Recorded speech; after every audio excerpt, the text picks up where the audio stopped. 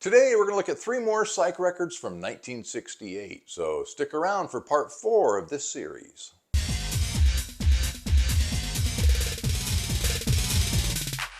So first up is an album I don't normally think of as a psych album. One of my viewers, though, suggested I pull it out and listen to it. They claimed the album was a real psych album. So I did. The album, Sailor by the Steve Miller Band. Now, this album starts out on side 1 with these funky foghorn sounds, kind of drifting. You're starting to visualize the ocean, and it moves into this song called For Our Ancestors. Wow, totally psych rock. There's floating guitars, floating organ jams. Your mind is wandering and flowing. Definitely a psych album. Side 1 ends, though, with one of Steve Miller's biggest hits, Living in the USA, which is definitely not a psych song. And it was actually probably one of his most commercial songs back in the day. I flipped the album over. Side 2 starts with a little slower.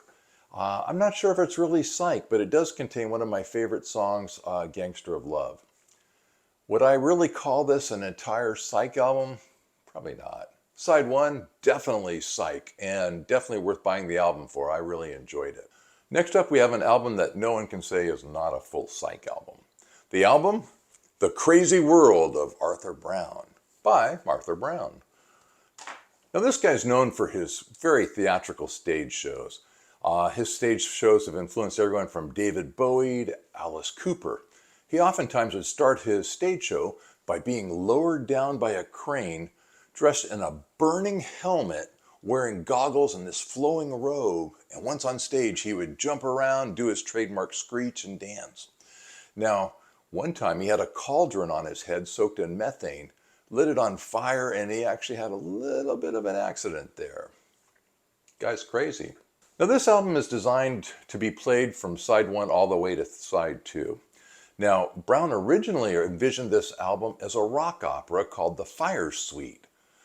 And, well, actually, what's interesting is Pete Townsend is actually an associate producer on this album. So Brown had envisioned this as a rock opera, but the label didn't want to do that. So the compromise was side A. Side A is a short mini rock opera, The Fire Suite. So The Fire Suite opens up with a prelude, a poem, and everything building up to the song Fire. At the start of the song, Arthur Brown yells his trademark words. I am the god of hell fire, and I bring you fire. And it goes into the song Fire. This song rocks, totally psych. It's his trademark, and as a kid, I can remember playing that part of the record over and over again. I am the god of hellfire, over and over and over, and then playing the song Fire. Now, he actually became known as the Fire God. So side 1 concludes the mini rock opera. So you flip the record over, and on side 2, it starts out with a song called I Put a Spell on You.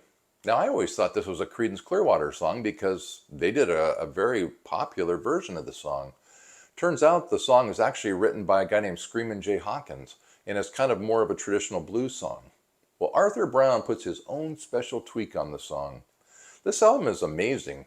Side 2 drifts in and out of psychedelia, definitely passing the psych test, you know, where you turn on the tunes, close your eyes, and let your mind float.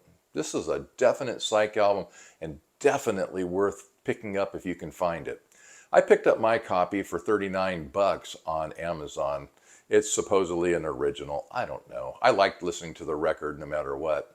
What's kind of bad is I was at the flea market a few weeks later and I found it for $9, but oh well, I got to enjoy $30 worth of it before I found it at the flea market. Next up, another album recommended by a viewer, the band Spirit.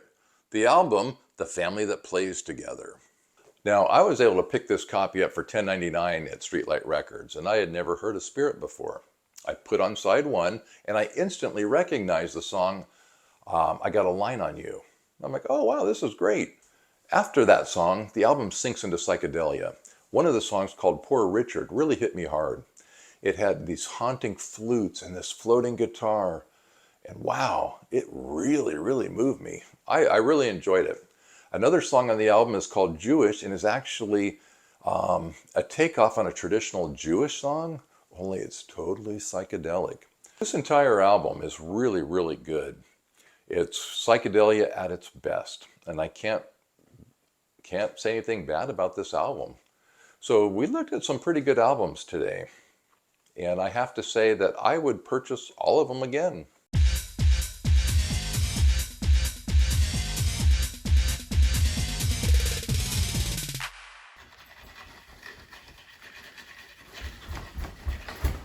Whoa.